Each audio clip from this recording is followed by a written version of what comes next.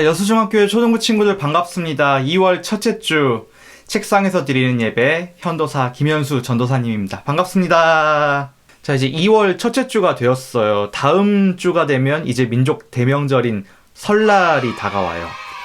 설날 때 친척들 많이 보고 맛있는 것도 많이 먹고 그래야 되는데, 사실 지금 하고 있는 5인 이상 집합 금지가 친척들을 만나는 것도 동일하게 적용이 돼요. 그래서 이번 설날에는 아쉽지만 친척들을 좀 많이 직접 만나기보다는 페이스톡이나 전화로 서로 안부도 묻고 집에서 가족들이랑 좀 평안하고 행복한 시간 보냈으면 좋겠습니다. 여러분, 미리 인사할게요. 설날 때 재밌는 시간 보내시고 새해 복 많이 받으세요. 자, 그럼 2월 첫째 주 책상에서 드리는 예배 이제 함께 시작합니다. 나는 전능하신 아버지 하나님, 천지의 창조주를 믿습니다. 나는 그의 유일하신 아들, 우리 주 예수 그리스도를 믿습니다. 그는 성령으로 잉태되어 동정녀 마리아에게서 나시고 본디오 빌라도에게 고난을 받아 십자가에 못 박혀 죽으시고 장사된 지 사흘 만에 죽은 자 가운데서 다시 살아나셨으며 하늘을 오르시어 전능하신 아버지 하나님 우편에 앉아 계시다가 거기로부터 살아있는 자와 죽은 자를 심판하러 오십니다. 나는 성령을 믿으며 거룩한 공교회와 성도의 교제와 죄를 용서받는 것과 몸의 부활과 영생을 믿습니다. 아멘. 자, 오늘 하나님께서 우리에게 주신 말씀은 마태복음 3장 17절입니다. 마태복음 3장 17절 제가 봉독하겠습니다. 하늘로부터 소리가 있어 말씀하시되 이는 내 사랑하는 아들이요 내 기뻐하는 자라 하시니라. 아멘. 자, 교회에는 다양한 예식과 절기들이 있어요. 그 중에서 교회가 생긴 이래로 가장 오랫동안 지켜왔고 가장 중요하게 여기는 예식이 두 개 있어요. 그건 바로 성례전이라고 부르는 성찬식이랑 세례식입니다. 성찬식은 예수님이 잡혀가시기 전날 제자들과 함께 빵과 포도주를 나누어 먹었던 것을 기념하는 거예요. 빵은 예수님의 찢겨진 몸, 포도주는 예수님께서 흘린 피를 상징하는 거거든요. 그래서 이걸 같이 먹으면서 예수님이 우리를 위하여 죽으셨구나. 이제 우리는 예수님 덕에 새 사람이 되었다. 이것을 기억하는 예식이에요. 그런데 이 성찬식에 참석하기 위해서는 한 가지 조건이 있는데 그게 바로 두 번째 예식인 세례식이랑 연결이 됩니다. 자, 세례식은 내가 이제 예수 그리스도의 보혈로 인해서 전에 죄인이었던 인생이 끝나고 이제는 깨끗하게 씻겨진 새로운 인생입니다 라는 것을 상징적으로 보여주기 위해서 깨끗함을 상징하는 물을 우리 머리나 온몸에 부어서 그것을 기념하는 예식이었어요. 우리 교회 같은 경우는 물을 조금 떠서 머리에 붓는 정도로 하지만 아예 욕조에 몸을 푹 담궜다가 나오는 그렇게 예식을 하는 교회들도 있거든요. 성찬식은 여러 번 할 수 있어요. 예수님의 십자가를 기억하는 식사 자리를 여러 번 가질 수 있는데 세례식은 평생 딱 한 번만 하는 거예요. 딱 한 번. 보통 고등학생 때 정도에 많이 하거나 이제 교회를 새로 다녀서 예수님이 정말 나의 구주다, 나의 왕이시다를 고백하고 인정할 때 세례를 주거든요. 자, 제가 세례를 받을 필요가 없는데 몽셀 때문에 세례를 받은 것처럼 오늘도 세례를 받을 필요가 없는데 세례를 받은 사람이 등장해요. 그런데 이분은 저처럼 세례를 받아서 받을 필요가 없는 게 아니라 아예 애초에 세례를 받을 필요가 없는 분이었어요. 오늘 그 사람 이야기를 들으러 우리 같이 2000년 전에 세례가 한창 이루어졌던 요단강으로 한번 가볼게요. 요단강은 당시 이스라엘 최고의 핫플레이스였습니다. 왜냐하면 옷차림도 이상하고 맨날 이상한 것만 먹는 자연인 한 사람이 나타나서 허구한 날 회개하라! 천국이 곧 온다!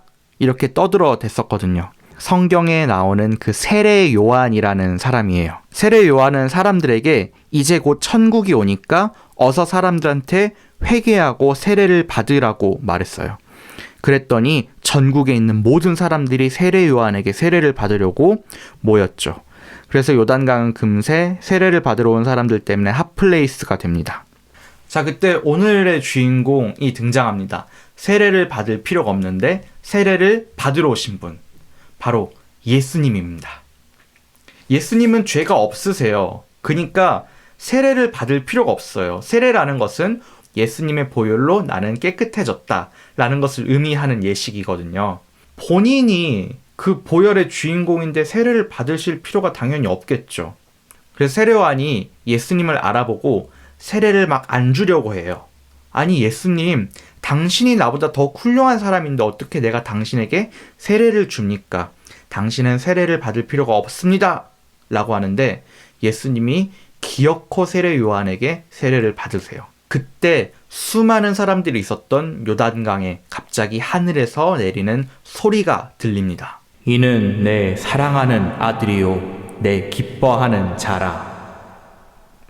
예수님께서는 왜 죄가 없으신데 세례를 받으셨을까요? 첫 번째, 예수님은 진짜 하나님의 아들이셨다는 거예요. 예수님의 하나님의 아들이라는 것은 우리가 모두 알죠.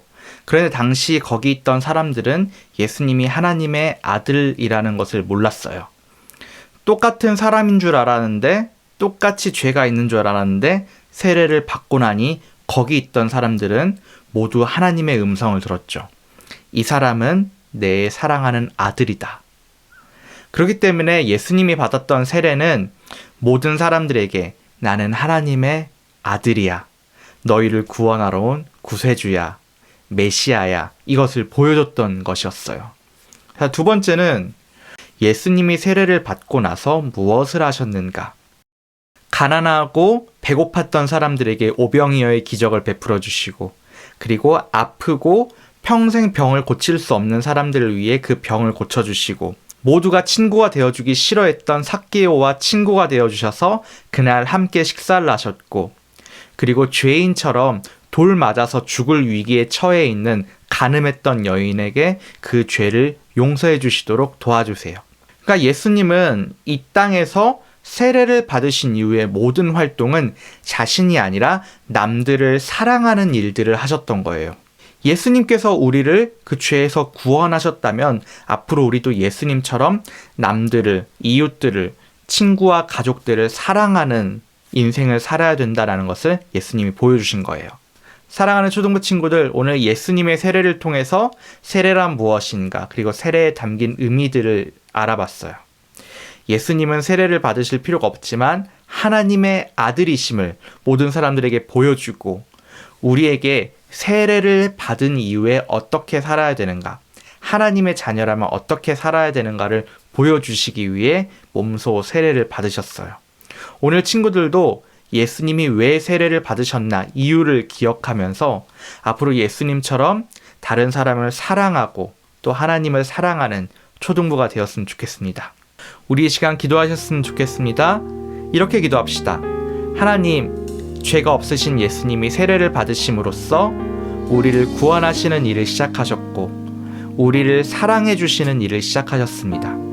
오늘 우리도 하나님의 자녀로, 그리고 구원받은 하나님의 백성으로서 살기 원하니 우리도 예수님처럼 다른 사람을 사랑하는 일을 계속할 수 있게 도와주세요. 이렇게 기도하겠습니다.